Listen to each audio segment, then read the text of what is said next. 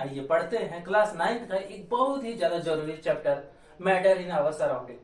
हमारे प्लेलिस्ट में पूरे 9 क्लासेस सारे साइंस के चैप्टर्स रहेंगे, तो ये जरूरी होगा कि आप सारे चैप्टर्स को देखें ताकि आपका 9th, आपका 10th और आपका बेसिक आईआईटी के लिए बहुत ही मजबूत रहे।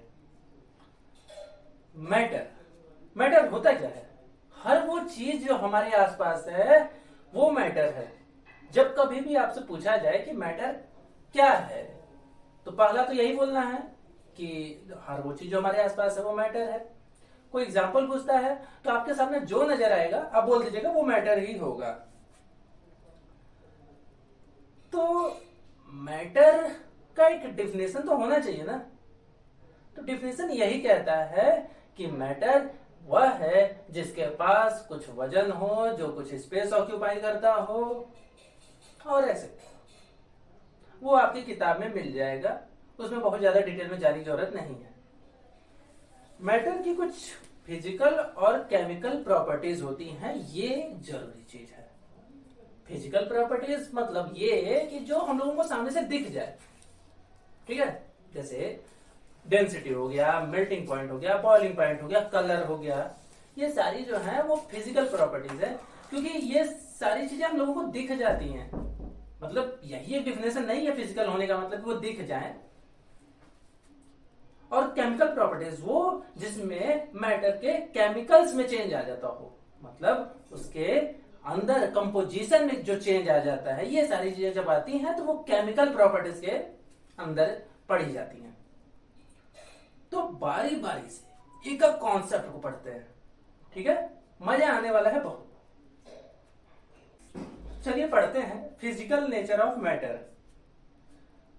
सबसे जरूरी चीज ये है कि जो मैटर है वो पार्टिकल से मिलकर बना होता है। पार्टिकल्स पार्टिकल्स मतलब एटम्स, मॉलिक्यूल्स, आयंस। एक मिनट, एटम, मॉलिक्यूल्स, आयंस, ये क्या होते हैं? अभी वो हम लोग धीमे धीमे आगे जाएंगे तो समझ लेंगे, वो अगले ही चैप्टर में समझना है। मैं कोशिश करूंगा कि इसी चैप्टर में थोड़ा सा तो इसका हिंट दे ही दूं, ठीक है? बात ये होती है कि जैसे जो आपका घर है उसकी जो सबसे बेसिक यूनिट है वो क्या है? बेसिक यूनिट मतलब वो बना किस चीज से है? वो पत्थर। पत्थर मतलब ईंट। वो जो ईंट है वो बेसिक यूनिट है। वैसे ही कोई सा भी मैटर है, कोई सा भी, उसकी जो बेसिक यूनिट है वो होगी एटम या मॉलिक्यूल। एटम होता क्या है? एटम देखिए, एक ऐसे डॉट बनाइए, कॉपी पे कोशिश कीजिएगा बनाइएगा। ये डॉट आपको दिख रहा है? शायद नहीं दिख रहा होगा, लेकिन मैंने तो बनाया है। देखिए यहां एक डॉट है, एकदम छोटा सा डॉट जो आपको दिख भी नहीं रहा वहां से। इस डॉट में लाखों करोड़ों एटम हैं। विश्वास तो होगा नहीं होगा, लेकिन ये सही है, इस डॉट में लाखों करोड़ों एटम हैं। एटम क्या होता है? जब बात चली कि कोई चीज किस चीज से बनी हुई है, मतलब कि मैटर किस चीज से बना हुआ है, तो समय समय पे लोगों ने अलग अलग अपने राय दिए। तो बात चली कि मैटर किस चीज से बना हुआ है, तो समय समय पे अलग अलग लोगों ने इस पे अपने राय दिए, जिसमें से जो सबसे सही था वो ये था कि कोई भी मैटर एटम या मॉलिक्यूल से बना है। तो पहले बात आती है एटम की। एटम सबसे बेसिक यूनिट होता है, कुछ देखने में कुछ यूं लगता है, सर्कल होगा, परफेक्ट सर्कल तो होता नहीं, लेकिन लगभग लगभग सर्कल ही। ये एक एटम है।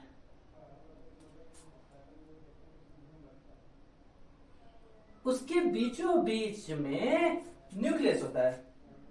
ये न्यूक्लियस, ये एटम, ये न्यूक्लियस। न्यूक्लियस बहुत ज्यादा छोटा होता है। एक तो एटम ही देखिए कितना ज्यादा छोटा होता है कि हम बताए थे ये डॉट है ऐसे जो दिख भी नहीं रहा है, बहुत छोटा सा है, जिसमें लाखों करोड़ों एटम है, तो कितने छोटे छोटे होंगे। अब उस एक एटम को कंसीडर कीजिए, उसके अंदर एक न्यूक्लियस होता है। न्यूक्लियस एटम से भी बहुत ज्यादा छोटा होता है। इस न्यूक्लियस के अंदर होते हैं प्रोटॉन और न्यूट्रॉन। ऐसे एक मिनट, ये कहां से है? बात यहां पे खत्म हो गई थी पहले कि हाँ जो कोई भी चीज है, मैटर है, वो एटम से मिलकर बना हुआ, लेकिन बाद में पता चला नहीं ऐसा नहीं है। एटम भी किस चीज से बना हुआ है, जिसको बोलते हैं इलेक्ट्रॉन, प्रोटॉन और न्यूट्रॉन, जिसमें से प्रोटॉन और न्यूट्रॉन ये इस न्यूक्लियस के अंदर होते हैं और इलेक्ट्रॉन इसके बाहर होते हैं। ऐसे सर्कल में वो चक्कर लगाते हैं। समझ आ गया होगा? चलिए आते हैं हम अपने टॉपिक पे। फिलहाल मैटर, मैटर बना है एटम से, एटम बना है इलेक्ट्रॉन, प्रोटॉन, न्यूट्रॉन से। अब इसको समझना है आने वाले चैप्टर्स में। तो कोई एक मैटर ले लेते हैं हम लोग, तब बात आती है कि मैटर में क्या ले। अरे कुछ भी जो आपके सामने है, अभी तो आपके सामने मोबाइल या लैपटॉप होगा, ठीक है, तो वो भी एक मैटर है, ठीक है। तो वो बना किससे होगा? एटम से बना होगा, या जिससे बना हो, बस बना है ना, बस। तो अभी फिलहाल हम लोग कह देंगे पार्टिकल से बना हुआ है, ठीक है। हम लोग आगे नहीं जाएंगे, हम लोग कह देंगे पार्टिकल से बना हुआ है। बाकी वो किससे बना होगा अभी फिलहाल मतलब नहीं है। तो उसके बारे में कुछ प्रॉपर्टीज पढ़ने हैं, मैटर्स के, पार्टिकल्स के बारे में कुछ प्रॉपर्टीज पढ़नी है, जिसमें से पहला तो ये कि जो पार्टिकल्स होते हैं, तो दो पार्टिकल्स के बीच में कुछ स्पेस होता है। मैटर के दो पार्टिकल्स के बीच में कुछ स्पेस होता है। मैटर के पार्टिकल्स के बीच में कुछ स्पेस होता है, ये पहले थे। अब बताना आपको है कि किस में कम होता है, किस में ज्यादा होता है। मतलब मेरे कहने का मतलब यह है कि मैटर के तीन स्टेट होते हैं, जो मैंने अभी तक बताया नहीं, लेकिन इतना तो पता होगा कि सॉलिड, लिक्विड और गैस। तो ये जो स्पेस है, ये किस में कम होगा, किस में ज्यादा होगा। देखिए सॉलिड जो होता है, देखने में कितना वो ज्यादा डेंस लगता है देखने में, तब तो पास पास होंगे ना। लिक्विड सॉलिड की तुलना में थोड़ा कम लगता है डेंस, उसमें दूर होंगे। गैस, गैस में डेंसिटी क्या ही दिखती है, तो उसमें अगर एक यहां होगा तो अगला यहां होगा। ये तो मैंने कुछ भी नहीं बताया, मतलब बहुत दूर दूर होते हैं, कहने का मतलब बस ये है। तो ये ट्रेंड जो है वो आपको याद होना चाहिए कि इंटर पार्टिकल स्पेस जो होता है वो किस में कैसा होता है। सॉलिड में बहुत कम, लिक्विड में उससे ज्यादा, और गैस में बहुत ज्यादा। इंटर पार्टिकल स्पेस सॉलिड में बहुत कम, लिक्विड में उससे ज्यादा, और गैस में तो बहुत ज्यादा। फिर आते हैं इंटर पार्टिकल अट्रैक्शन, जिसे हम लोग पर्टिकुलर केस में इंटर एटॉमिक अट्रैक्शन भी बोल सकते हैं, या इंटर मॉलिक्यूलर अट्रैक्शन भी बोल सकते हैं। ये होता क्या है, देखिए बात इतनी सी है कि दो पार्टिकल होंगे तो वो एक दूसरे को अपनी तरफ खींचेंगे, ठीक है, वो जाने नहीं देंगे। मतलब कि अगर एक पार्टिकल ये है, एक पार्टिकल ये है, तो ये वाला इसको और ये वाला इसको, दोनों एक दूसरे को खींचेंगे और जाने नहीं देंगे दूर। ये जाना चाहेगा, ये भी जाना चाहेगा, लेकिन दोनों एक दूसरे को नहीं जाने देंगे। तो अब जरा सोचिएगा कि ये जो फोर्स है, ये इंटर पार्टिकल फोर्स, किसमें ज्यादा होगा, किसमें कम होगा। देखिए सॉलिड बहुत पास पास होता है ना, सॉलिड पास पास होता है, तो क्यों पास पास होता है? क्योंकि फोर्स बहुत ज्यादा है। लिक्विड दूर होता है, क्यों दूर होता है? क्योंकि फोर्स सॉलिड की तुलना में कम है। और गैस तो बहुत ज्यादा दूर होता है। इसका आंसर नहीं पता होगा आपको, क्या ही होता है फोर्स। एक पार्टिकल यहां, एक पार्टिकल वहां, क्या ही फोर्स है, नेग्लिजिबल होता है। हाँ लेकिन होता है, नेग्लिजिबल होता है। तो अब तक हम लोगों ने दो चीज पढ़ी, पहला इंटर पार्टिकल स्पेस, दूसरा inter particle force of attraction, दोनों का ट्रेंड। पहले फोर्स ऑफ अट्रैक्शन का ट्रेंड देखते हैं हम लोग। सॉलिड में बहुत ज्यादा, रीजन क्या है, पास पास। लिक्विड में उससे कम, रीजन क्या है, सॉलिड की तुलना में पार्टिकल्स दूर है। गैस में बहुत ज्यादा स्पेस, बहुत ज्यादा स्पेस, तो उसका असर क्या होगा, फोर्स बहुत कम। ये दोनों ट्रेंड आपको याद होने चाहिए, क्योंकि एमसीक्यू में ये आता है एक नंबर में और फ्री का नंबर देके जाता है। एक तीसरी property, particles of matter are continuously moving, continuously moving मतलब अगर एक सॉलिड है तो उसके जो पार्टिकल्स होंगे, मान लीजिए एक पार्टिकल है, तो ये कंटिन्यूअसली मूव करता रहेगा। सॉलिड में ये कुछ यूं ऐसे ऐसे ऐसे ऐसे, ऐसे, ऐसे वाइब्रेट करता है, ये समझ में आया होगा। फिर से, सॉलिड में पार्टिकल बस अपनी जगह पे ऐसे ऐसे वाइब्रेट करता है केवल। लिक्विड में वही पार्टिकल अब की बार, अगर मान लीजिए ये व्हाइट बोर्ड अगर एक लिक्विड है, तो इसमें का एक पार्टिकल अगर यहां पे है तो ये मूव करेगा, ये कहीं भी घूमेगा लेकिन रहेगा लिक्विड में ही। गैस, गैस का कहना ही क्या, गैस में एक पार्टिकल अभी यहां पे है तो अगले पल ना जाने कहां होगा, तो कहीं भी चला जा सकता है। जैसे जैसे एक इत्र की बोतल, एक इत्र की ड्रॉप को आप अपने कमरे में कहीं पे गिरा दीजिए, कुछ समय बाद पूरा कमरा महक जाएगा। क्यों? क्योंकि उसमें से जो एटम्स निकले वो न जाने कहां चले गए। लेकिन अगर एक आयरन का ब्लॉक लीजिए और उसे कमरे में कहीं पे रख दीजिए और फिर 20 साल बाद आइए तो वो वहीं का वहीं मिलेगा। चलिए जानते हैं इसका ट्रेंड। सॉलिड में पार्टिकल्स केवल ऐसे ऐसे ऐसे ऐसे ऐसे ऐसे ऐसे ऐसे होते हैं। क्यों ऐसा क्यों होता है, ये आपको बताना चाहिए। सोचिएगा, पहले एक सेकंड के लिए पॉज कीजिएगा जरा और एक सेकंड में बता दीजिएगा, इससे ज्यादा समय लगना नहीं चाहिए। फिर भी ये ऐसे ऐसे इसलिए मूव करते हैं क्योंकि इंटर पार्टिकल स्पेस सॉलिड में बहुत ज्यादा होता है और वो जाने नहीं देता एक दूसरे को। तो अधिक से अधिक क्या कर पाता है, एक पार्टिकल ये, एक पार्टिकल ये दोनों एक दूसरे को जाने नहीं दे रहा है, तो थोड़ा सा तो खींच ही लेता है ऐसे ऐसे, लेकिन जाने नहीं देता। मतलब एक यहां है, एक यहां है, तो ये इसको नहीं जाने देगा और ये वाला इसको नहीं जाने देगा, बस ये दोनों लोग आपस में वाइब्रेट करेंगे।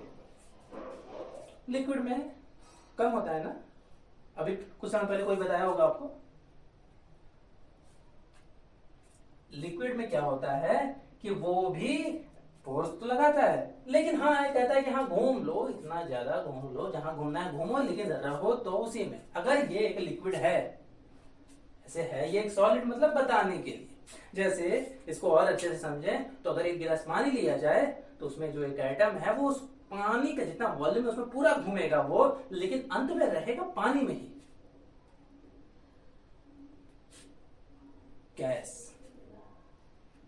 गैस में इंटर पार्टिकल स्पेस कितना होता है, न के बराबर। इस वजह से उसके जो पार्टिकल्स होते हैं वो मूव होने के लिए एकदम फ्री हैं, एकदम फ्री हैं, कहीं भी घूमेंगे। तो आगे बढ़ने से पहले इन तीनों ट्रेंड को जो अब तक मैंने कराया उसको एक बार कॉपी पे लिख लीजिएगा और तीनों का रिलेशन देख लीजिएगा, ताकि आपको याद नहीं करना पड़े। साइंस है, याद ना करना पड़े।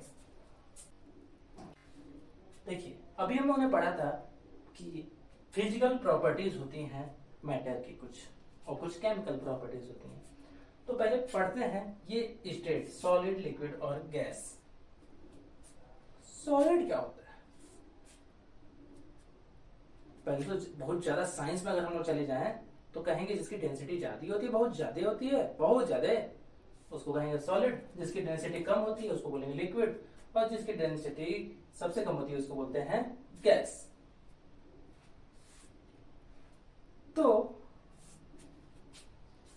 शुरू में ही मैंने आपको बताया कि सॉलिड के पार्टिकल्स ऐसे ऐसे वाइब्रेट करते हैं, और उस समय आपके दिमाग में कोई क्वेश्चन नहीं आया था कि सॉलिड क्या होता है। इसका मतलब आप सॉलिड तो जान रहे हैं, ठीक है। तो यहाँ पे सॉलिड के नाम पे कोई एक नई चीज नहीं आ गई है, वही नॉर्मल सा सॉलिड। यहां सीखना ये है सॉलिड की कुछ प्रॉपर्टीज, लिक्विड की कुछ प्रॉपर्टीज और गैस की कुछ प्रॉपर्टीज। ये सारी प्रॉपर्टीज, पहली प्रॉपर्टी ये कि सॉलिड के पास एक फिक्स शेप और वॉल्यूम होता है। फिक्स शेप और वॉल्यूम, ये क्या है? ये व्हाइट बोर्ड सॉलिड ही तो है। तो ऐसा तो नहीं है ना कि मतलब मेरे लेक्चर कंप्लीट करते करते ये व्हाइट बोर्ड यहां से थोड़ा सा लंबा हो जाएगा, पॉसिबल ही नहीं है। तो इसका फिक्स शेप ही है ना। या क्या ऐसा हो सकता है कि अगर मुझे इस वीडियो का रेशियो को बढ़ाना होगा, मतलब लेंथ और ब्रेथ को बढ़ाना होगा, तो मैं इसी व्हाइट बोर्ड को थोड़ा सा इधर से खींच के और थोड़ा सा इधर से खींच दूं, ऊपर से खींच दूं, नीचे से खींच दूं? नहीं, ये सॉलिड है, ऐसा नहीं हो सकता। अगर ऐसा होगा तो ये टूट जाएगा, तो ऐसा नहीं किया जा सकता। तो सॉलिड के पास फिक्स शेप होता है और फिक्स वॉल्यूम होता है। वॉल्यूम होता है, वॉल्यूम। वॉल्यूम क्या होता है? अरे लेंथ, ब्रेथ, या यूं कहिए लेंथ, ब्रेथ और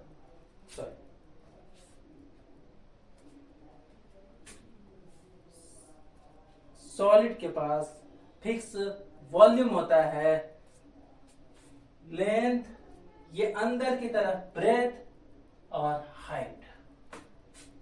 वॉल्यूम ये नहीं चेंज होगा इसका। चलिए एक पल के लिए मानते हैं इस व्हाइट बोर्ड का वॉल्यूम है 10।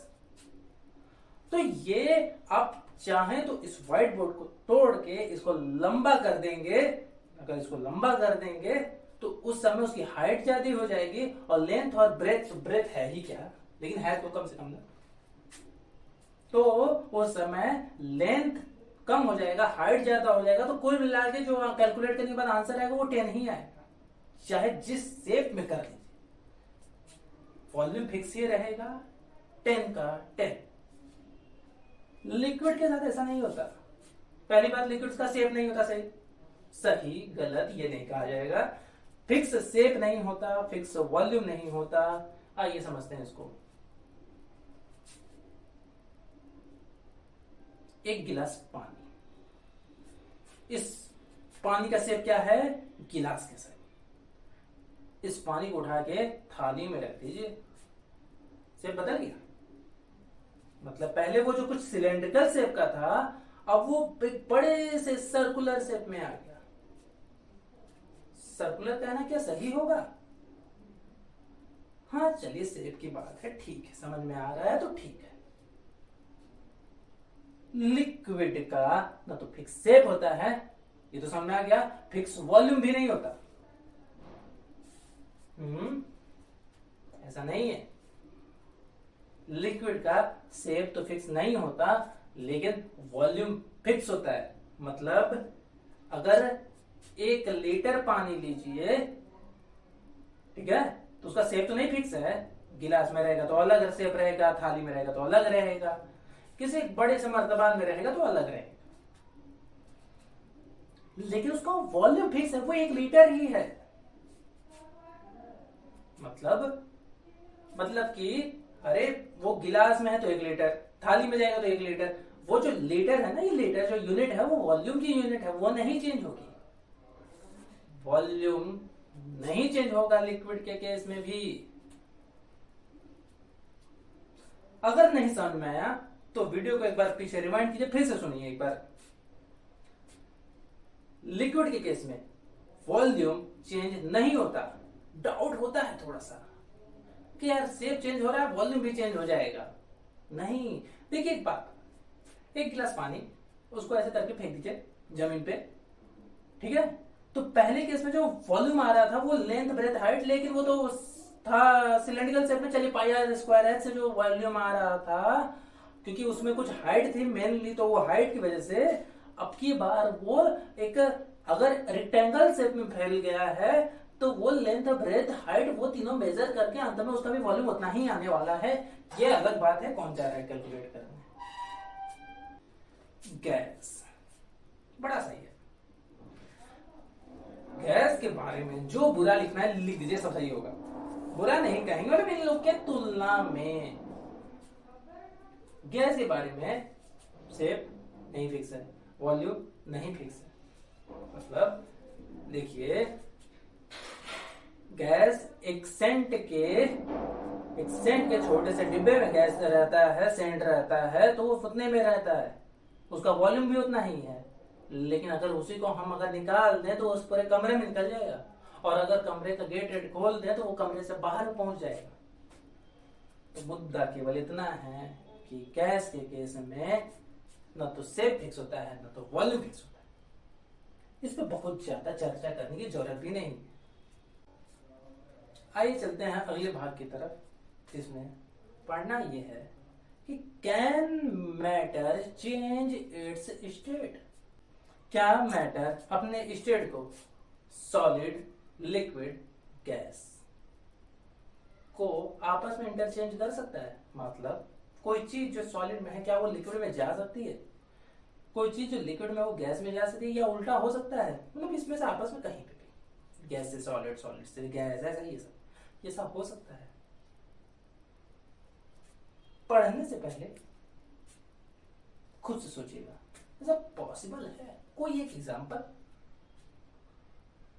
जैसे दिमाग में मोस्ट प्रोबेबली आपके आया होगा आइस।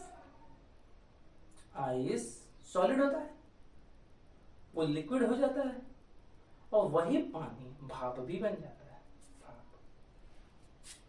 तो इसका मतलब है कि मैटर अपने, पानी मैटर है ना, वाटर मैटर है ना, तो अगर वाटर फॉलो करता है तो सब फॉलो करेंगे।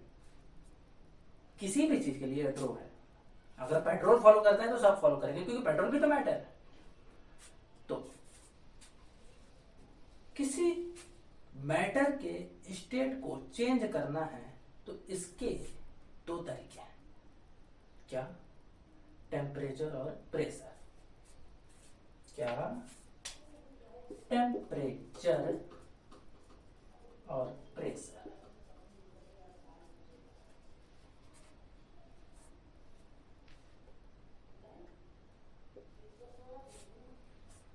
या तो टेम्परेचर में फेरबदल करके उसके स्टेट को हम चेंज कर सकते हैं, स्टेट को चेंज कर सकते हैं। मतलब ये हुआ कि सॉलिड से लिक्विड, लिक्विड से गैस, गैस से सॉलिड, कुछ भी, उसके प्रेशर को भी चेंज करके हम लोग कर सकते हैं। जरूरी ज्यादा टेम्परेचर। सुनिएगा बहुत ध्यान से, क्योंकि ये तो आना ही आना है इसमें से एक क्वेश्चन, कैसे भी करके, लेकिन ये आएगा ही आएगा। तो क्या मैटर अपने स्टेट को चेंज कर सकता है? हाँ, ऑब्वियसली कर सकता है। कैसे? टेम्परेचर और प्रेशर को बदल के। पहला क्वेश्चन 1 नंबर का, क्या मैटर अपने स्टेट को चेंज कर सकता है या नहीं, और अगर कर सकता है तो कैसे करेगा? तो पहला तो जवाब ये होगा कि हाँ, कर तो सकता है। करेगा कैसे? टेम्परेचर और प्रेशर को बदल के, जो कि काम हम लोग का है या फिर एनवायरमेंट का। अच्छा, तो टेम्परेचर बदलने से होता क्या? पहले टेम्परेचर को पढ़ते हैं, प्रेशर को बाद में। टेम्परेचर को बदलने से होता क्या है? देखिए, एक सॉलिड के 2 एटम एकदम पास पास, ये जो मैंने बनाया है ना, ये बहुत ज्यादा जूम्ड व्यू है। मतलब इसको बहुत ज्यादा जूम करेंगे तब ऐसा दिखेगा, वरना होते बहुत ज्यादा पास पास है। मतलब चाहे मैं जितना पास कर दूं फिर भी मैं गलत बना रहा हूं, क्योंकि बहुत ज्यादा पास होते हैं, मैं बना ही नहीं सकता। मतलब आप भी नहीं बना सकते, कोई नहीं बना सकता। होता क्या है ना,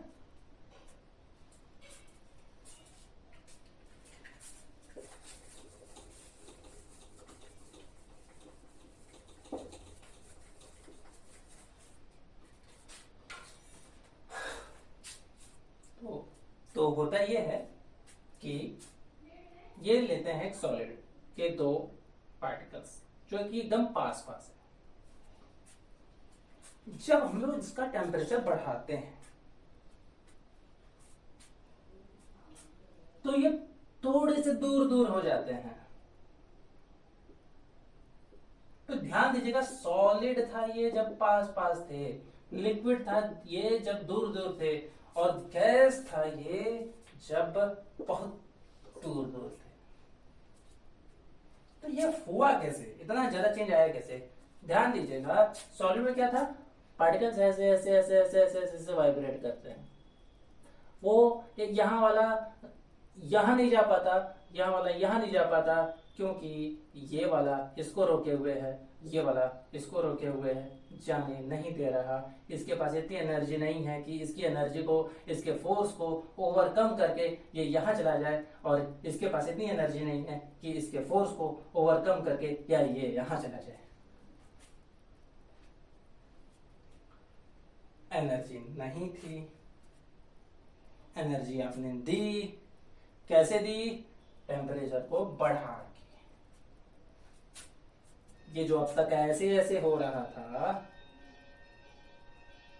अब इसके पास एनर्जी निकल गई तो ये ऐसे करके यहां आ जाएगा और ये घूमने लगेगा। कहां घूमेगा? क्योंकि अब ये लिक्विड हो गया तो अपने वॉल्यूम में ये घूमेगा। वैसे ही अब जब ये निकल गया तो ये अकेला, अब ये बचा ही कहां, ये तो निकलेगा ही निकलेगा, अकेला है। अब ये क्यों ऐसे ऐसे करेगा?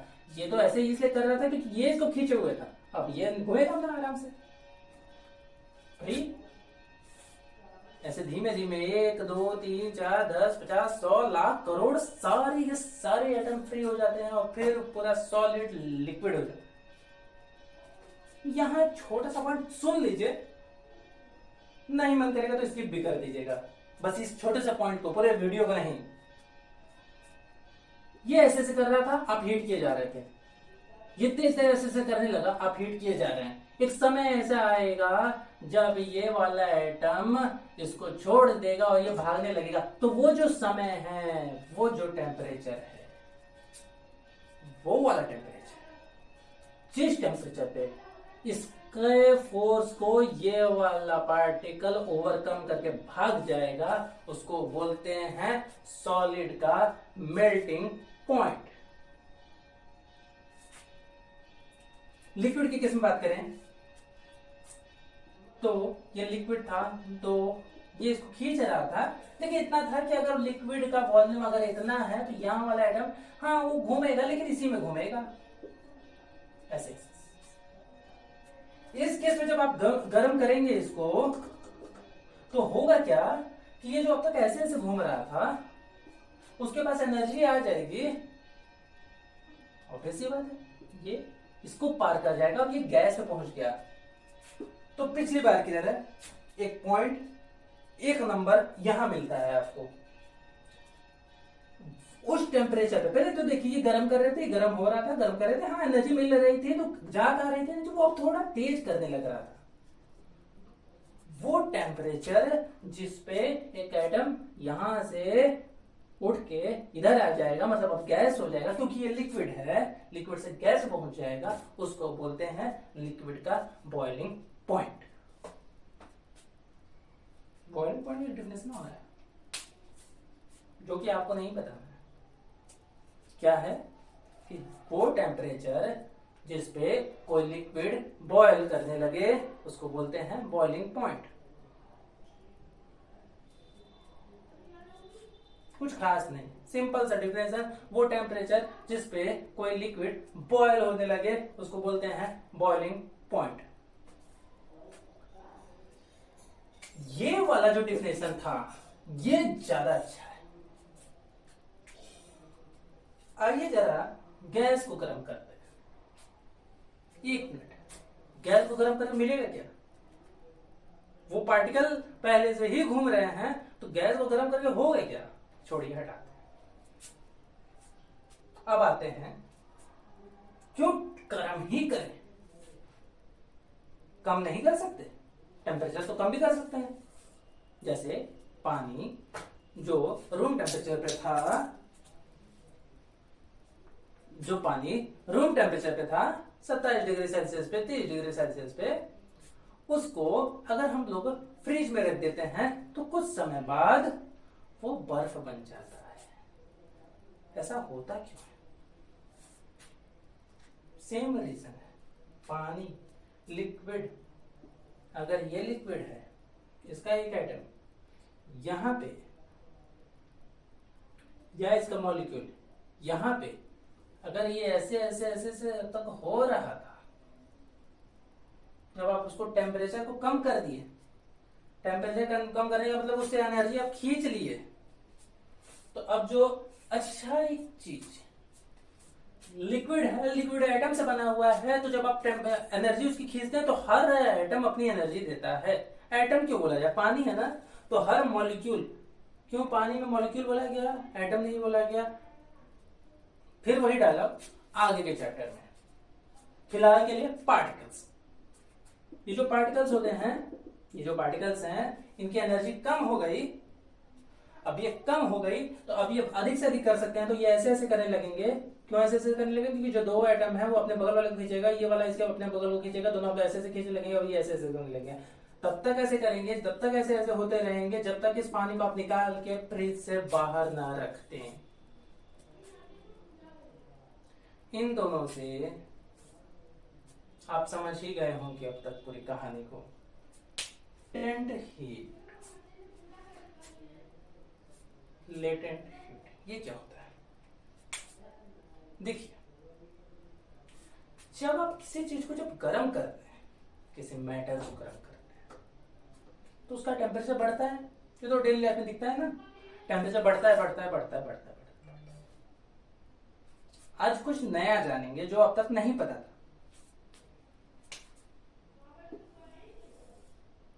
लिक्विड, लिक्विड का जब भी नाम आता है तो हमारे दिमाग में सीधे पानी ही ध्यान में आता है। चलिए वो समझने के लिए सबसे अच्छा है भी, इसको चलिए गर्म कर।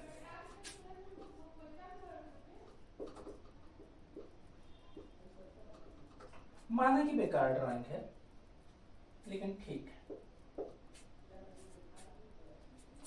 इसको गर्म करते हैं। जब इसको हम लोग गर्म करते हैं, शुरू में मानिए इसका कि टेम्परेचर 30 डिग्री सेल्सियस था, इसको गर्म किए 40 हुआ, और गर्म किए 80 हुआ, और गर्म किए 100 डिग्री सेल्सियस हुआ। कभी गलती से अगर किताब पे नजर गई होगी तो पता चला होगा कि 100 डिग्री सेल्सियस होता है पानी का बॉइलिंग पॉइंट। तो होता क्या है, अब 100 डिग्री सेल्सियस पे अब ये पानी, इसके बाद जब हम लोग इसको गर्म करेंगे तो ये 105 नहीं होगा। होगा क्या कि ये पानी अब बॉइलिंग पॉइंट पे आ गया ना, अब बॉयल होने लगेगा। बॉयल होगा तो अब फिर अब वो धीमे धीमे धीमे धीमे धीमे जाएगा गैस वाले स्टेट में। तो जब तक ये पानी गैस न बन जाता, जब तक ये लिक्विड गैस न बन जाता हो, तब तक आप जो टेम्परेचर देंगे इसको, ये जो आप हीट देंगे इसको, हीट देने के बावजूद इसका टेम्परेचर नहीं बढ़ेगा। तो ये हीट गया कहां? गैस तो बर्बाद हुई, तो ये हीट गया कहां? ये जो पूरा हीट था, इसका टेम्परेचर जो पहले शुरू में बढ़ा रहा था, आप दे रहे थे टेम्परेचर, आप हीट दे रहे थे तो टेम्परेचर बढ़ रहा था, लेकिन उसके बाद आप हीट दे रहे हैं तो टेम्परेचर नहीं बढ़ रहा है। तो क्वेश्चन आता है ना कि कहां गया वो हीट? पहले तो, या तो पहले भी नहीं बढ़ना चाहिए था, कुछ होता हमको नहीं पता। तो जब पहले बढ़े तो अब क्यों नहीं? तो यहां काम करता है साइंस कि जब तक कि ये पूरा लिक्विड गैस नहीं हो जाएगा, तब तक इसका टेम्परेचर 100 डिग्री सेल्सियस ही रहेगा। तो ये जो एक्स्ट्रा हीट है ना, ये जो वेस्ट हो रही है, ये 100 से मान लेते हैं 110 तक। तो ये जो 100 से 110 में जाने में 10 डिग्री सेल्सियस बढ़ाने के लिए हम लोग मेहनत करेंगे, लेकिन होगा ही नहीं। कहां चले जा रहे हैं? मैं कह रहा हूं कि इसको जब आप हीट देंगे तो उसका टेम्परेचर बढ़ेगा ही नहीं बढ़ेगा।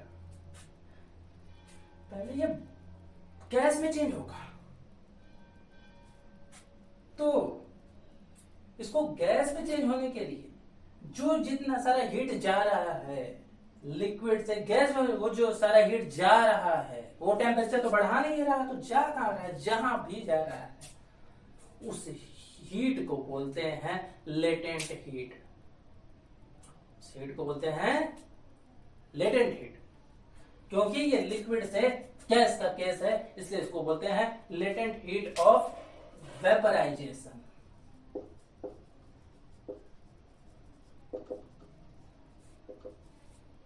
अगर ये सॉलिड से लिक्विड का केस होता तो उसको बोलते हैं लेटेंट हीट ऑफ फ्यूजन। नहीं समझ में आऊंगा? अरे मतलब इसमें से पानी निकालिए, अब इस मर्तबान को ही गर्म कीजिए, इस बर्तन को ही गर्म कीजिए। गर्म करते करते करते करते एक समय आएगा कि ये बर्तन भी जो है इस सॉलिड से अगर लिक्विड में जाना चाहेगा तो पहले तो इसका टेम्परेचर बढ़ेगा, जब तक कि इसका मेल्टिंग पॉइंट ना आ जाए। ध्यान दीजिए, मेल्टिंग पॉइंट, क्योंकि ये सॉलिड है, ठीक है। जब तक इसका मेल्टिंग पॉइंट ना आ जाए तब तक इसका टेम्परेचर बढ़ेगा। जब मेल्टिंग पॉइंट आ जाएगा उसके बाद आप हीट करेंगे तो उसका टेम्परेचर नहीं बढ़ेगा, तब तक नहीं बढ़ेगा जब तक कि ये पूरा का पूरा लिक्विड में चेंज हो जाए। तो ये जो एक्स्ट्रा हीट थी वो जो टेम्परेचर भी नहीं बढ़ा रही थी लेकिन लग भी रही थी, उसी को बोलते हैं लेटेंट हीट। और सॉलिड से लिक्विड जाते समय उसको बोलते हैं latent heat of fusion. Liquid से गैस जाते समय उसको बोलते हैं लेटेंट हीट ऑफ वेपराइजेशन। कहते हैं effect of change of pressure. मतलब दो चीज मैंने बताई थी ना कि किसी भी मैटर का स्टेट को बदलने के दो तरीके हैं, या तो उसका टेम्परेचर बदल के करते हैं या फिर प्रेशर बदल के करते हैं। प्रेशर की केस में जरूरी चीज ये है कि अगर कोई एक गैस है, गैस बहुत अच्छे समझ में आ जाएगा, बड़ा सिंपल सा चीज है डेली लाइफ का। इसमें गैस है तो पार्टिकल्स जो होंगे वो दूर दूर होंगे। अगर इसको प्रेस किया जाए, बहुत ज्यादा प्रेशर लगाया जाए बहुत ज्यादा, तो होगा क्या? होगा क्या कि ये जो पार्टिकल्स हैं इतने तो होंगे नहीं। बार बार भूल जा रहे हैं आप कि इतने कम पार्टिकल्स नहीं होते, बहुत पार्टिकल्स होते हैं। इसमें एक छोटा सा डॉट करें, इसमें लाखों करोड़ों पार्टिकल्स हैं। इसमें जो पार्टिकल्स हैं, अब जब आप प्रेशर लगाएंगे, मान लीजिए आप यहां से प्रेशर लगाते हैं और आप यहां से प्रेशर लगाते हैं, मान लीजिए यहां से भी प्रेशर लगाते हैं और उसको बंद करके यहां से भी प्रेशर लगाते हैं, तो होगा क्या कि ये सारे पार्टिकल एकदम पास आ जाएंगे और ये हो जाएंगे। जब पास आ जाते हैं पार्टिकल्स पास आ जाते हैं तो हो जाते हैं सॉलिड। नहीं, सॉलिड में आने से पहले लिक्विड। अचानक से नहीं होता कोई चीज कि मान लीजिए पहले यहां थे और यहां थे तो अचानक से एकदम यहीं पे आ गए। सॉलिड से पहले आता है लिक्विड। देखिए क्रम होता है ना, सॉलिड लिक्विड गैस, तो गैस लिक्विड सॉलिड। तो वो पार्टिकल्स पास पास आ जाएंगे, वो हो जाएंगे लिक्विड। कैसे हुए? प्रेशर बढ़ाने से। प्रेशर घटाने से क्या होगा, ये बताने की जरूरत होनी नहीं चाहिए ऐसे, लेकिन जान लीजिए कि प्रेशर को अगर हम लोग घटा देंगे तो गैस हो जाएंगे। प्रेशर बढ़ाए तो लिक्विड, प्रेशर घटाए तो गैस।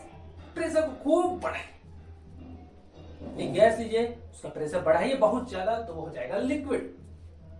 बस इतना सा था। आपके सामने कभी चीज आई होगी एटमॉस्फेरिक प्रेशर। एटमॉस्फेरिक प्रेशर होता क्या है? देखिए, अभी आप जहां हैं तो एटमॉस्फेयर आपका हमेशा आपके ऊपर एक प्रेशर लगा रहा है। ये प्रेशर आपको फील नहीं होता, समझ नहीं आता, क्योंकि बचपन से इस प्रेशर को हम लोग हैंडल करते आए हैं। इस वजह से ये हमें पता नहीं लगता है। मतलब ये हुआ कि अगर आप किसी को 9th से ही किसी चीज के लिए 9th क्लास से ही अगर आप IIT की तैयारी धीरे धीरे प्रेशर ले करते रहेंगे तो 11th 12th में आपको उतना प्रेशर फील नहीं होगा और इजीली आप कर ले जाएंगे। इसको दूसरे सब तरीके से समझने के लिए अगर हम लोग डे 1 से ही अपने क्लास के डे 1 से ही चीजों को कंप्लीट करते हुए जाएं, समझते हुए जाएं, तो हम लोगों को एग्जाम से एक दिन पहले इंटू 2 पे वीडियो नहीं देखना पड़ेगा प्रेशर के साथ। बस वही बात है, इस वजह से वो प्रेशर फील नहीं होता, क्योंकि बचपन से करते आए हैं, काफी लंबे वक्त से करते आए हैं। एटमॉस्फेयर हम लोगों का प्रेशर लगाता है, हम ही लोग पे नहीं लगाता, हर चीज पे प्रेशर लगाता है। उस प्रेशर को बोलते हैं एटमॉस्फेरिक प्रेशर। अगर हम लोग सी लेवल पर एटमॉस्फेरिक प्रेशर की बात करें तो वो होता है 1 atm। सी लेवल पे एटमॉस्फेरिक प्रेशर होता है 1 atm। अभी आपके स्क्रीन के सामने एक चीज आ रही होगी, एक डायग्राम आ रहा होगा जिसमें दिखाया होगा कि सॉलिड से लिक्विड, लिक्विड से गैस, गैस से सॉलिड में जब चेंज होता है तो उस प्रोसेस को कहते क्या है। तो आइए बारी बारी से उनको जानते हैं। फोटो आपके सामने ही रहेगी जिससे कि वो चीज आपके दिलो दिमाग में एकदम अच्छे से बस जाए, क्योंकि ये क्वेश्चन आता है एमसीक्यू में। मतलब ये जो 3 है ना, सबके नाम है कि इसके को क्या कहते हैं, वो सीधे सीधे आ जाता है। ठीक है, तो अच्छा तो होगा कि मेरे बताने के बाद भी इसको कई बार आप रिवाइज कर लें कि क्या तो कहते थे, क्या कहते थे, ऐसे ऐसे करके उसको याद कर लीजिए, क्योंकि ये भूल सकता है। ऐसे भूलना नहीं चाहिए, थोड़ा सा करते करते आदत भी हो जाती है। देखिए, सॉलिड से जब कोई चीज लिक्विड में जाती है, मतलब सॉलिड से मैटर जब लिक्विड में जाता है तो उसको बोलते हैं फ्यूजन। वहीं लिक्विड से वापस सॉलिड में आता है तो उसको बोलते हैं सॉलिडिफिकेशन। लिक्विड से जब वेपर में, लिक्विड से जब गैस में जाता है तो उसको बोलते हैं वेपराइजेशन, और जब गैस से लिक्विड में जाता है तो उसको बोलते हैं कंडेंसेशन। सॉलिड से जब गैस में जाता है तो उसको बोलते हैं सब्लिमेशन। सॉलिड से गैस वाला आप खुद से देख लीजिए, ताकि कम से कम एक बार तो आप देख लें, और गैस से सॉलिड वाला भी देख लीजिए। इवेपोरेशन। इवेपोरेशन मतलब होता है कि जब कोई लिक्विड अपने बॉइलिंग पॉइंट से पहले ही गैस पे फेज में चला जाए, मतलब जब कोई लिक्विड अपने बॉइलिंग पॉइंट पहुंचने से पहले, अब तक क्या आप लोग को पढ़ाया गया है कि जब कोई लिक्विड अपने बॉइलिंग पॉइंट पे पहुंचता है तो या तो उस टेम्परेचर पे या उससे ज्यादा टेम्परेचर पर वह गैस फेज में जाने लगता है या पहुंच जाता है। लेकिन अगर कोई लिक्विड अपने बॉइलिंग पॉइंट से पहले ही, मतलब अगर हम लोग एक वाटर का एग्जांपल लें, तो अगर वाटर का बॉइलिंग पॉइंट 100 डिग्री सेल्सियस है तो इवेपोरेशन के केस में वाटर 100 डिग्री सेल्सियस से पहले ही गैस फेज में जाने लगेगा, वेपराइज होने लगेगा। इसे ही कहते हैं इवेपोरेशन।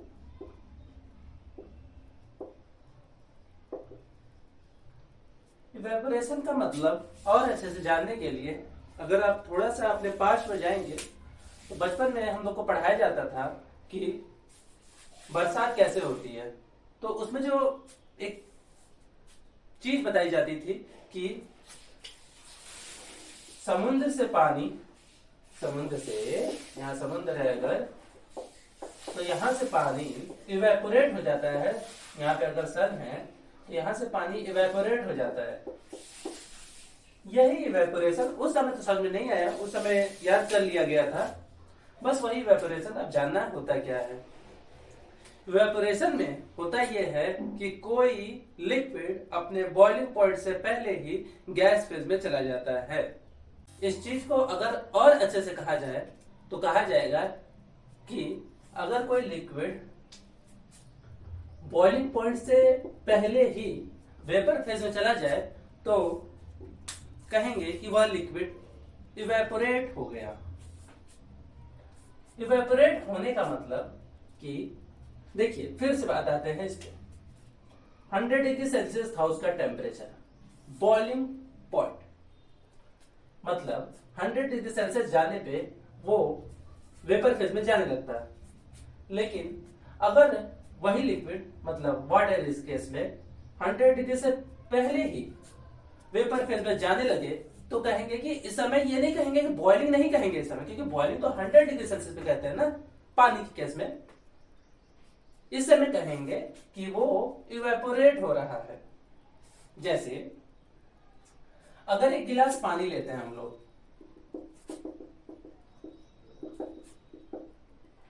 तो ये पानी अगर आप अपने कमरे में रख दीजिए कहीं पे और फिर कुछ दिनों बाद आइए तो ये पानी जो कि यहां पे था, इसका लेवल अगर ये है ये, तो कुछ दिनों बाद उसका लेवल घट जाएगा और कुछ यहां तक आ जाएगा। कुछ दिनों बाद आइए तो उसका लेवल और घट जाएगा और घटता रहेगा। तो ये पानी जा कहां रहा है? पानी कहां जा रहा है? पानी कम तो रहा हो ही रहा है। अच्छा एक बात और, इसके नीचे गैस तो लगा नहीं है, गैस तो है नहीं इसके नीचे जो कि ये बॉयल हो गया और वेपर फेज में चला गया, तो पानी कहां गया? सोचने वाली चीज है ना। जैसे अगर आप पानी को गैस पे रखते हैं और पानी बॉयल होता है तब तो वेपर फेज में जाएगा और कम हो ही जाएगा, लेकिन ऐसे कैसे पानी कहां जा रहा है? तो इसका आंसर होगा कि पानी इवेपोरेट हो गया। इतने देर में तो समझ में आ ही गया होगा कि इवेपोरेशन होता क्या है। एक बार फिर से बता देता हूं, जब कोई लिक्विड अपने बॉइलिंग पॉइंट से पहले ही वेपर फेज में जाने लगता है, बॉइलिंग पॉइंट से पहले, जैसे पानी का बॉइलिंग पॉइंट कितना है 100 डिग्री सेल्सियस, तो वो उससे पहले ही हो सकता है 30 डिग्री सेल्सियस पे ही, हो सकता है 60 डिग्री सेल्सियस पे, किसी भी टेम्परेचर। जब हाँ ध्यान देने की एक बात यह है कि 60 डिग्री सेल्सियस पे इवेपोरेशन ज्यादा होगा, 60 डिग्री सेल्सियस पे इवेपोरेशन ज्यादा होगा बजाय 30 डिग्री सेल्सियस के। तो पहले तो वो सब आगे की बात है, पहले तो इवेपोरेशन क्या होता है एक बात ध्यान दीजिएगा। बॉइलिंग के समय में क्या होता है कि जब आप यहां से जब किसी चीज को गर्म करते हैं, अगर ये पानी है उसको गर्म करते हैं आप, तो होता ये है कि यहाँ पे जो एटम है, मॉलिक्यूल है, जैसे H2O का जो मॉलिक्यूल है यहाँ का, उसको जितने भी पार्टिकल्स हैं उनको एनर्जी मिल जाती है। और जो पहले वो ऐसे बस घूम रहे थे अपने इसमें घूम रहे थे, वॉल्यूम में घूम रहे थे, अब उनको एनर्जी ज्यादा मिलेगी, तो यहाँ वाला कुछ देर बाद यहाँ, फिर यहाँ, फिर यहाँ, फिर यहाँ, फिर यहाँ, और फिर कुछ देर बाद यहाँ, फिर यहाँ, और न जाने कहां कहां। ये होता है बॉइलिंग। बॉइलिंग में क्या हुआ कि नीचे से अगर इसको एनर्जी दी गई, नीचे से दी गई, गर्म किया गया। इवेपोरेशन के केस में ऐसा नहीं होता। इवेपोरेशन के केस में क्या होता है कि जो सबसे ऊपर वाले, सबसे सरफेस पे जो होता है, यहाँ के जो एटम्स, मॉलिक्यूल्स जो भी होते हैं, उस पर अभी चर्चा नहीं करनी है। तो यहाँ पे जो होते हैं एलिमेंट्स होते हैं, यहाँ पे जो पार्टिकल्स होते हैं वो ही यहां से सीधे यहां चले जाते हैं। यहां वाला नहीं जाएगा, यहां वाला भी नहीं जाएगा, यहां वाला जाएगा। अब एक बात ध्यान दीजिएगा, अगर यहां वाले सारे पार्टिकल्स अगर वेपर फेज में चले गए हैं तो इसके जस्ट नीचे वाले अब वो ऊपर आ जाएंगे, जब वो ऊपर आ जाएंगे तो फिर वो जाने लगेंगे, जब वो चले जाएंगे तो उनके नीचे वाले आ जाएंगे। ऐसे होते होते होते होते पूरा का पूरा वाटर इवेपोरेट कर जाएगा एक समय आने के बाद। ये जानते हैं इवेपोरेशन किस किस फैक्टर्स पे डिपेंड करता है। देखिए, अगर यही गिलास का पानी है और आप चाहते हैं कि इसमें जल्दी इवेपोरेशन हो जाए, अब कौन लगाएगा बहुत ज्यादा दिन ये देखने के लिए कि इवेपोरेट हो रहा है कि नहीं? तो इसके लिए क्या किया जा सकता है कि बहुत बड़ा सा कोई एक बर्तन लीजिए, बहुत बड़ा सा। अब बहुत बड़ा सा बर्तन न मिले घर में तो एक नॉर्मल सा थाली भी ले लीजिए, एक थाली लीजिए और उसमें इस पानी को, थाली काफी बेकार बना है, इसको थोड़ा और अच्छा कर देते हैं। बना तो अभी भी ठीक नहीं है लेकिन फिर भी ठीक है। तो इस पानी को इसमें डाल दीजिए आप। अब ये ज्यादा जगह लेगा, मतलब इसका सरफेस एरिया इसके मुकाबले ज्यादा है, इस गिलास के मुकाबले इस थाली का सरफेस एरिया ज्यादा है। इस वजह से यहां से इवेपोरेशन भी ज्यादा होगा। इसको समझना बड़ा आसान है। अभी जो मैंने बताया कि इवेपोरेशन जो है वो सरफेस फिनोमिना है, मतलब कि जो ऊपर के पार्टिकल्स होते हैं वही जाते हैं वेपर फेज में। तो इस केस में, अगर इस केस में मानते हैं, ऐसा है नहीं, इतने कम हो नहीं सकते, लेकिन अगर मानते हैं कि 10 पार्टिकल्स सबसे ऊपर थे, तो इस केस में 1000 होंगे, क्योंकि इसका मतलब थाली का सरफेस एरिया गिलास के सरफेस एरिया से तो बहुत ज्यादा है। इस वजह से अगर यहाँ पे 10 पार्टिकल सरफेस पे थे तो यहाँ पे 1000 पार्टिकल सरफेस पे होंगे। 1000 पार्टिकल सरफेस पे है तो हर समय जब यहाँ पे 10 पार्टिकल वेपर फेज में जा रहे हैं तो यहाँ पे 1000 पार्टिकल वेपर फेज में जाएंगे। इसका मतलब है कि इस पे इवेपोरेशन ज्यादा होगा।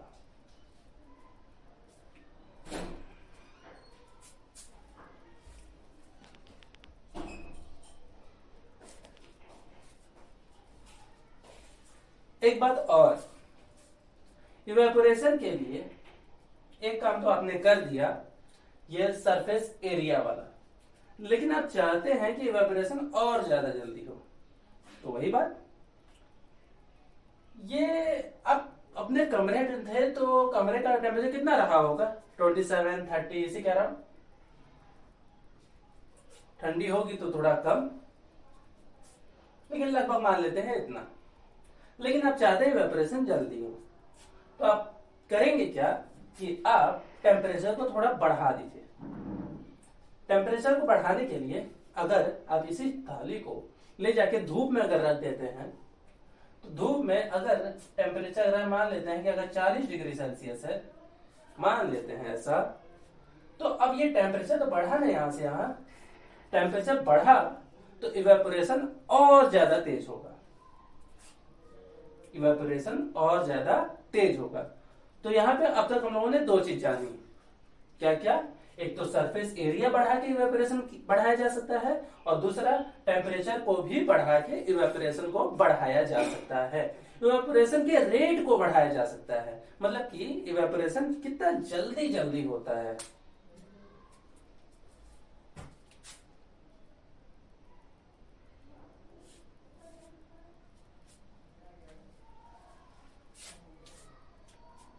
एक तीसरा फैक्टर जो इवेपोरेशन को बढ़ा सकता है वो है स्पीड ऑफ विंड, मतलब हवा की रफ्तार। कैसे? देखिए, अगर आपको इवेपोरेशन बढ़ाना है तो आप तेज हवा में अगर रख देंगे तो इवेपोरेशन तेज होगा। इसको ऐसे समझ सकते हैं, देखिए समझ सकते हैं ऐसे। यहां पे जो पार्टिकल्स थे उनको लिक्विड से वेपर में जाने के लिए किस चीज की जरूरत है? एनर्जी की। तो एनर्जी मिलेगी कैसे? किसी भी तरीके से मिल सकती है। जैसे यहां पे आप टेम्परेचर बढ़ा दे रहे थे तब मिल जा रहा था, इस वाले केस में अगर आपको एनर्जी देनी है तो अगर आप हवा का एक तेज झोंका ले आएंगे तो एक पल के लिए तो ला नहीं सकते, तो हमेशा मतलब कि तेज हवा में अगर रख देंगे तब भी इवेपोरेशन हो जाएगा तेज। कुछ फैक्टर्स और हैं जिसमें आता है ह्यूमिडिटी। ये तो नॉर्मल समझने लायक है। ह्यूमिडिटी अगर ज्यादा होगी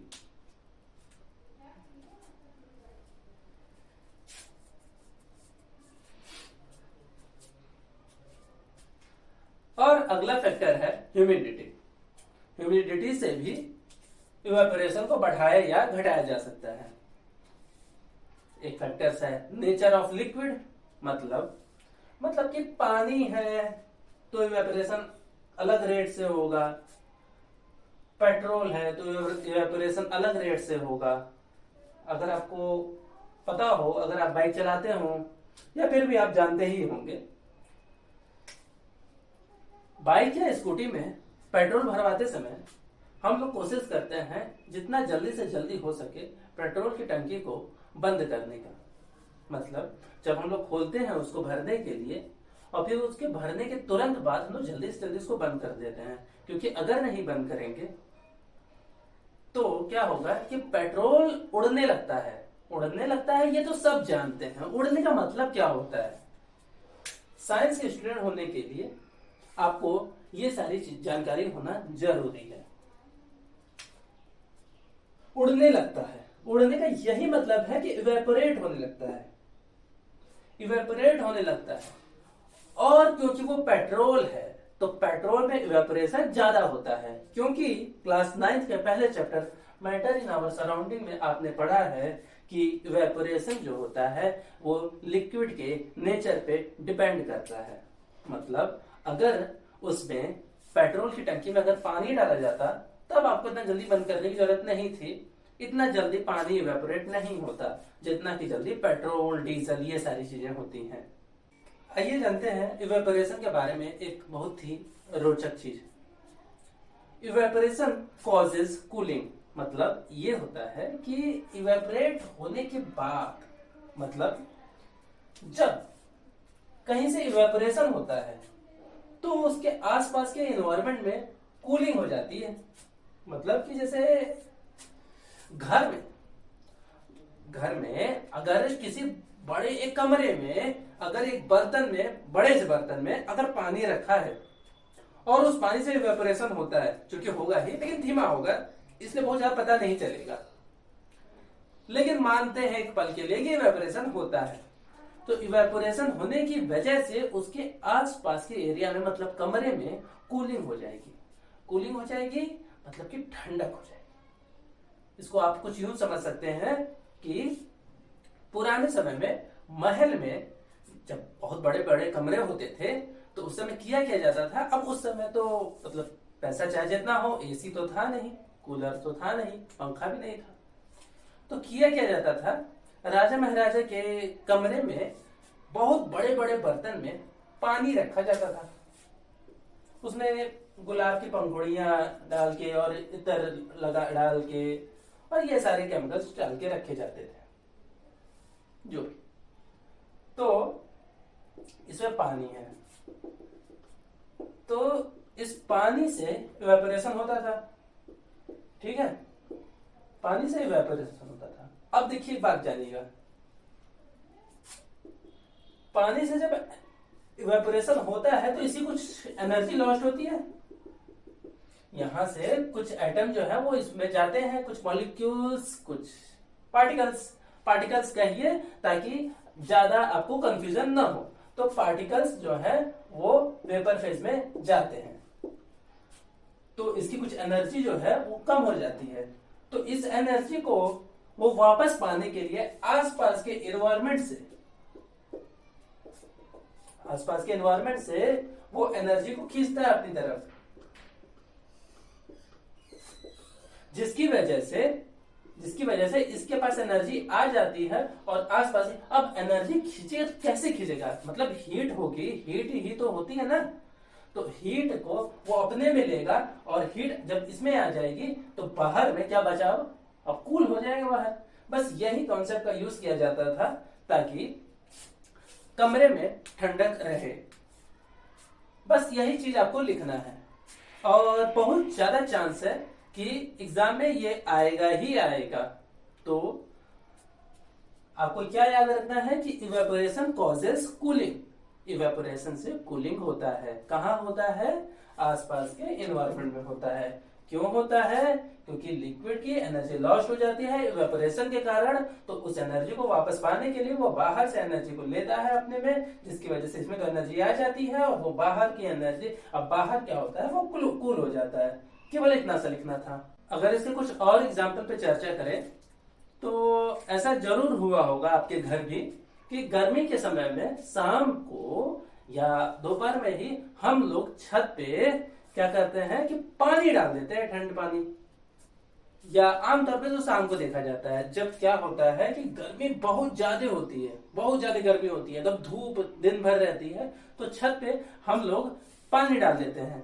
पानी डालने से क्या होता है कि उस पानी का फिर इवेपोरेशन होता है। देखिए, जैसे अगर हम लोग इसी चीज को अगर अब एक छत का जैसा बना दें, अगर ये एक छत है तो इस छत पे, तो अब इस छत पे हम लोग पानी डाल देते हैं। गहराई नहीं देखिएगा पानी की, तो हम लोग इसमें पानी डाल देते हैं। तो पानी डालने से होता ये है कि फिर उसके बाद, क्योंकि धूप तो तेज होती ही है, लेकिन जब धूप चली भी जाती है तो इतनी ज्यादा गर्मी होती है जिसकी वजह से ये पानी इवेपोरेट हो जाता है। गर्मी तो वो सरफेस पे भी आ जाती है ना, दिन भर से वो गर्म रहता है धूप की वजह से, तो इवेपोरेशन हो जाता है। अब इवेपोरेशन होने के बाद क्या होता है, अभी जस्ट कुछ देर पहले किसी ने पढ़ाया होगा आपको कि इवेपोरेशन के बाद कूलिंग हो जाती है। कूलिंग हो जाती है। कूलिंग होने की वजह से छत जो है वो ठंडा हो जाता है, और ठंडा हो जाता है तो जो करना था वो तो हो गया। अगर इसके कुछ और एग्जांपल देखें तो नेल पॉलिश रिमूवर जानते ही होंगे क्या होगा, लड़कियां ज्यादा अच्छे से जानती होंगी। नेल पॉलिश रिमूवर से, जब आप नेल पॉलिश रिमूवर को अपने स्किन पे लगाएंगे तो होगा क्या कि आपको कुछ ठंडक महसूस होगी। मतलब थोड़ा सा नेल पॉलिश रिमूवर लीजिए और उसको अपने हाथ पे गिराइए तो आपको कुछ ठंडक लगेगी। क्यों, ऐसा क्यों होता है? क्या पता आपने किया भी होगा, तो कभी जानने की कोशिश की कि ऐसा होता क्यों है। देखिए, जब हम लोग नेल पॉलिश रिमूवर को अपने हाथ पे गिराते हैं तो वहां से नेल पॉलिश रिमूवर जो कि लिक्विड है उसका इवेपोरेशन होता है। मैंने बताया था ना, इवेपोरेशन लिक्विड के नेचर पे डिपेंड करता है। तो नेल पॉलिश रिमूवर के केस में लिक्विड ऐसा होता है, नेल पॉलिश रिमूवर वो जो लिक्विड है वो ऐसा होता है कि वो बहुत तेज इवेपोरेट होता है। तो जब हम लोग गिराते हैं तो वो जल्दी ही इवेपोरेट हो जाता है, और इवेपोरेशन की वजह से कूलिंग होती है। कूलिंग होती है इवेपोरेशन की वजह से, वो है इवेपोरेशन की वजह से कूलिंग होती है और हाथ को ठंडक महसूस होती है। आइए जानते हैं बॉइलिंग और इवेपोरेशन के बीच में कुछ डिफरेंस। बॉइलिंग और इवेपोरेशन, देखिए ये क्वेश्चन एग्जाम में आ सकता है कि बॉइलिंग और इवेपोरेशन के बीच में डिफरेंस बताइए। वैसे तो मैं लिखने नहीं वाला हूं, ये सब बस ऐसे ही बना दिया है, मैं नहीं लिखने वाला। देखिए, अभी आपको अपने स्क्रीन सामने वो डिफरेंस दिख रहा होगा। चाहे तो आप यहां से नोट कर लीजिए या आप बुक से नोट कर लीजिएगा, सारे बुक में दिया होगा जिस बुक को आप फॉलो कर रहे होंगे। बॉइलिंग और इवेपोरेशन के बीच सबसे पहला डिफरेंस तो ये कि बॉइलिंग किसी पर्टिकुलर टेम्परेचर पे होता है, पर्टिकुलर टेम्परेचर पे होता है। इवेपोरेशन किसी भी टेम्परेचर पे हो जाता है। बॉइलिंग किसी पर्टिकुलर टेम्परेचर पे होता है, इवेपोरेशन किसी भी टेम्परेचर पे हो सकता है। क्योंकि जब मैंने बताया था इवेपोरेशन किस किस फैक्टर्स पे डिपेंड करता है, तो मैंने बताया था कि इवेपोरेशन टेम्परेचर बढ़ा के भी घटा के भी किया जा सकता है, बाकी फैक्टर्स को ध्यान में रखते हुए। मतलब कि अगर टेम्परेचर कम है तो आप उसका सरफेस एरिया बढ़ा दीजिए, इवेपोरेशन हो जाएगा। बॉइलिंग के केस में ऐसा नहीं है, बॉइलिंग पर्टिकुलर टेम्परेचर पे ही होता है। अगर हम लोग पानी की बात करें तो वो 100 डिग्री सेल्सियस है। इवेपोरेशन के केस में ऐसा नहीं है, इवेपोरेशन के लिए टेम्परेचर नहीं बताया जा सकता है। इवेपोरेशन किसी भी टेम्परेचर पे किसी भी टेम्परेचर पे हो सकता है। दूसरा, ये बल्क फिनोमिना है। ध्यान दीजिएगा कि ये डिफरेंस आपको नहीं लिखने, मतलब यही डिफरेंस लिखने हैं लेकिन लंबे लंबे लाइंस पे लिखना है। मैं बस टॉपिक लिख रहा हूं। बल्क फिनोमिना है, ये सरफेस फिनोमिना है। कुछ नहीं समझ में आया होगा।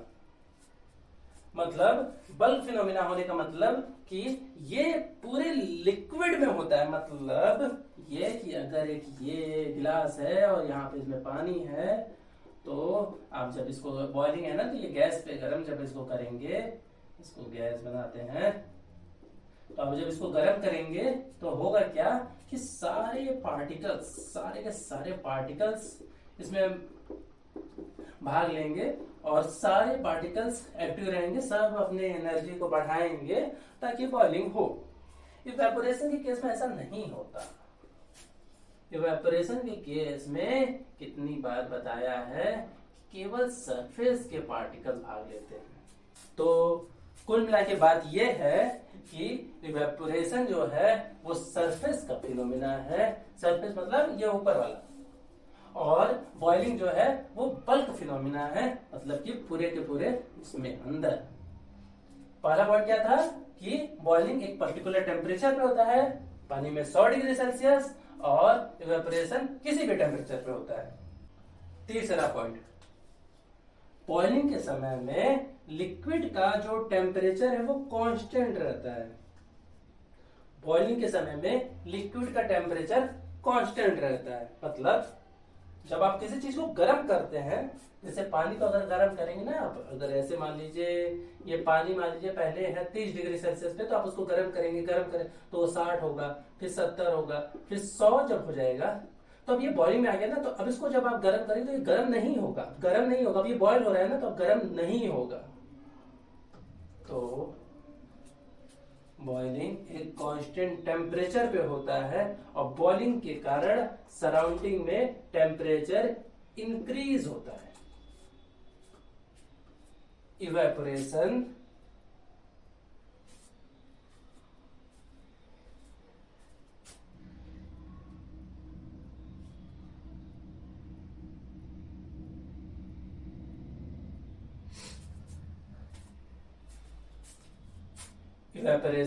इवेपोरेशन के केस में सराउंडिंग का टेम्परेचर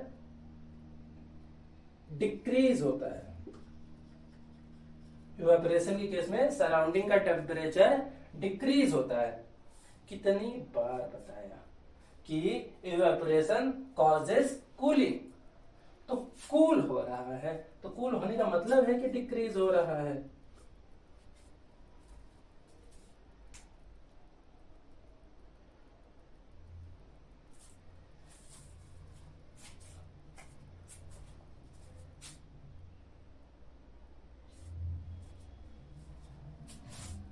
एक आखिरी बात, बॉइलिंग तभी होता है when liquid is heated. Boiling तभी होता है जब लिक्विड को हीट किया जाए, किसी भी तरीके से लिक्विड को गर्म किया जाए, तभी बॉइलिंग होगा। इवेपोरेशन के केस में ऐसा नहीं होता। इवेपोरेशन को इससे मतलब ही नहीं है। इवेपोरेशन अपने से होता है। It take place at its own.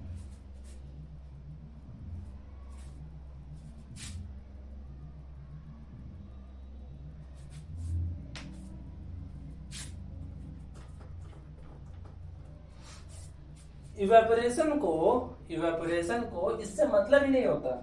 Evaporation अपने से होता है। It take place on its own. मतलब इसको नहीं मतलब है कि गर्म किया जा रहा है, नहीं किया जा रहा है, इवेपोरेशन तो होगा ही होगा। ये सारे डिफरेंस थे। कितने हैं? 4 हैं। अगर आप लिख देते हैं तो आपके टोटल मार्क्स कम से कम इस पे तो पूरे। बॉइलिंग और इवेपोरेशन के बीच में डिफरेंस न सिर्फ मार्क्स के लिए, ये समझने के लिए भी बहुत ज्यादा जरूरी है। जरा सा भी कठिन टॉपिक नहीं है, पूरा शुरू से लेके अंत तक समझ में आ गया होगा। जरूरी ये होता है वीडियो देखने के बाद भी कि आप जाएं और एक बार अपनी किताब को पलट कर देखें, रीडिंग लगाएं, कम से कम रीडिंग ही लगाएं और देखिए कि कौन सा टॉपिक मुझसे बताने को रह गया है। ऐसे मिलेगा तो नहीं, लेकिन फिर भी आप देखें, पन्ने को पलटें और देखें, एग्जाम्पल्स देखें, समझें चीजों को। अगर फिर भी कोई चीज नहीं समझ में आती है तो कमेंट में जरूर बताएं, मैं उस चीज को फिर से एक्सप्लेन करने की कोशिश करूंगा।